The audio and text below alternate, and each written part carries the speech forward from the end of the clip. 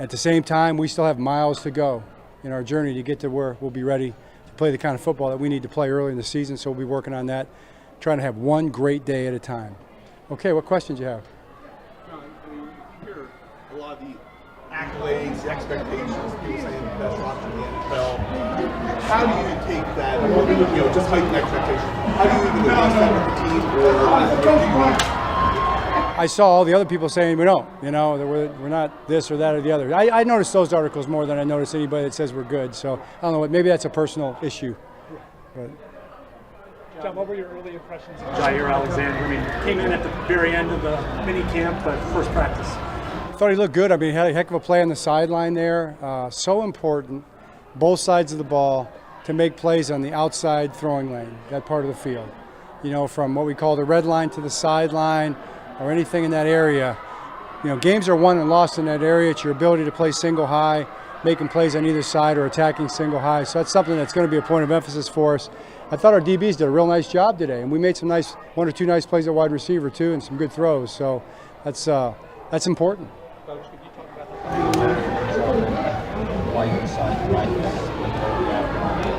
the Well, we've been doing that for quite a few years now, and most of the games get played in the middle of the afternoon, so it makes the most sense. But also the opportunity to get your guys ready for practice. We found that the guys are more physically prepared for practice with some time to prepare for practice, not early in the morning, so that's what we're doing right now. Hey, you can do it a lot of different ways. We've done it both ways. I don't think it's beat-all, end-all either way, but that's how we're doing it. Coach John, year 3 with Todd Monken, year 2 with Lamar and Derrick together.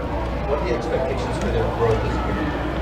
Well, we're just trying to have a great day today, and we have a lot of goals in terms of what we're trying to do specifically with our offense. We're trying to get better at 1,000 different things that apply to what we're trying to do, and we're trying to be very intentional about working on the things that are going to apply in games during the season.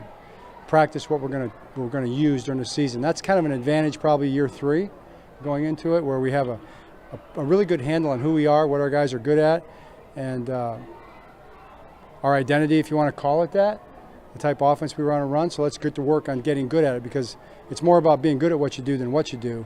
If we can be great at what we do, then we got a chance to be successful. John, adding DeAndre Hopkins to a group of aspects that's coming off of great years.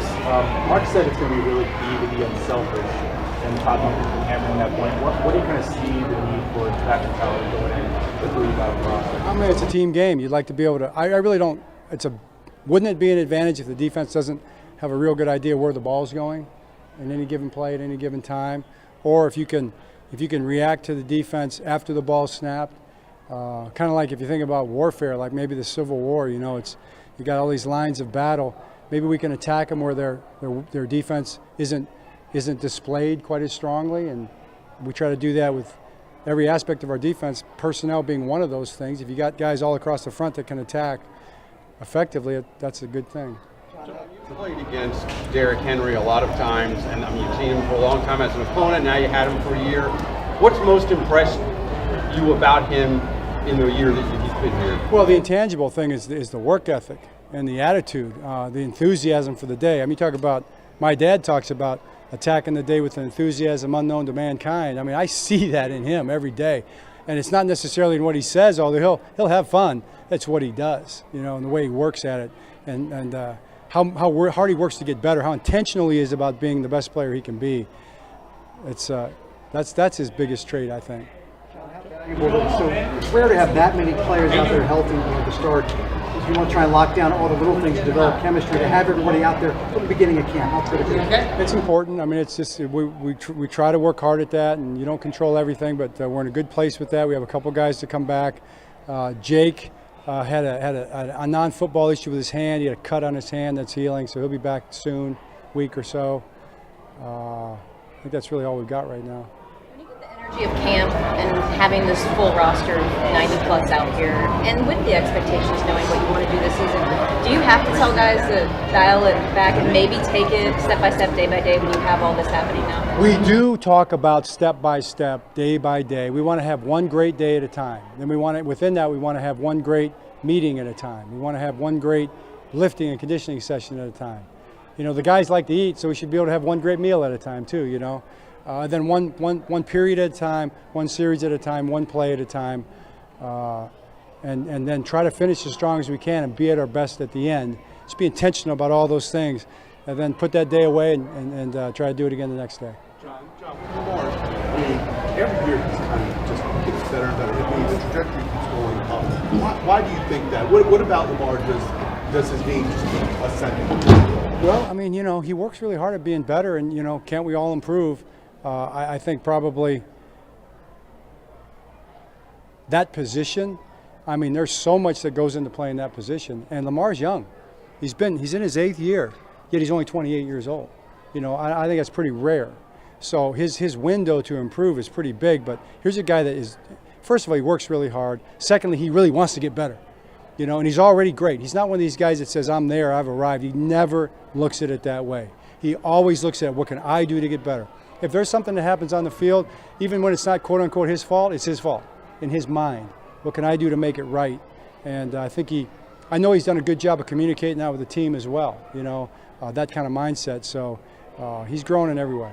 The kickers, they look pretty good out there. They have a little one miss between the two guys. Obviously, it's early. We'll see how it plays out. But what's your just impressions of what you've seen from them and how that competition will kind of play out here? Right. I mean, with the kickers, it's a process, and it's not nobody's more process than the kickers. It's probably more like golf than any other sport in terms of process, swing, and replicating that time and time again. Making a good kick. Arnold Palmer used to talk about making a good putt. Did I make a good putt? If I made a good putt, whether it goes in or not is not the point. The point is, if I make a good putt, I'm going to give myself the best chance to be successful.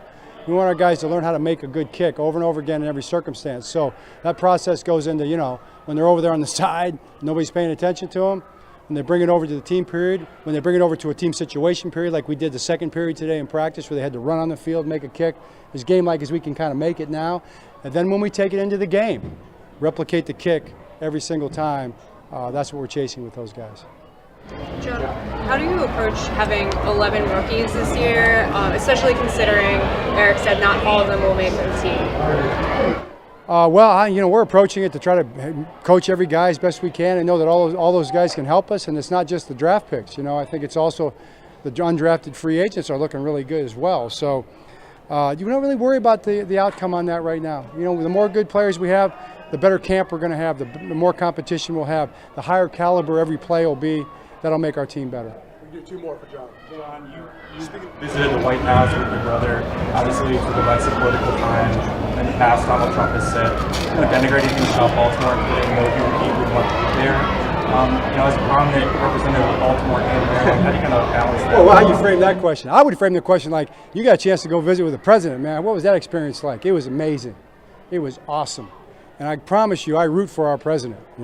I want our president to be successful, just like I want my quarterback to be successful, and I want my team to be successful.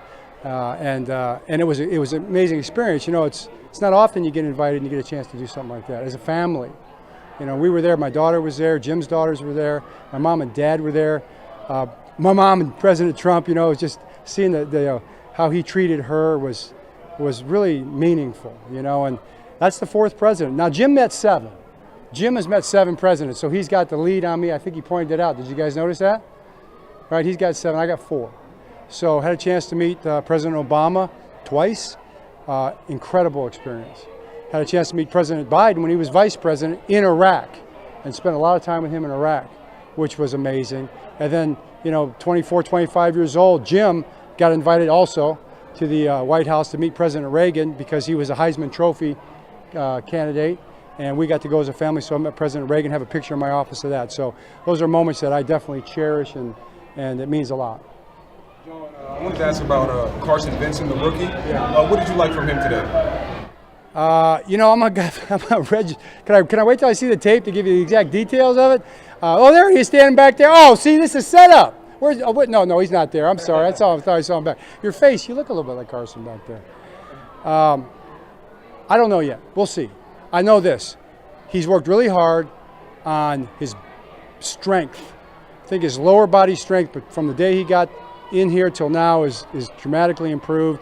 He always can move his feet. He can bend, and he's really kind of a physical guy. So didn't see anything bad. Looked good to me. Once the pads come on, we'll know more. Thanks, Coach. All right, thanks.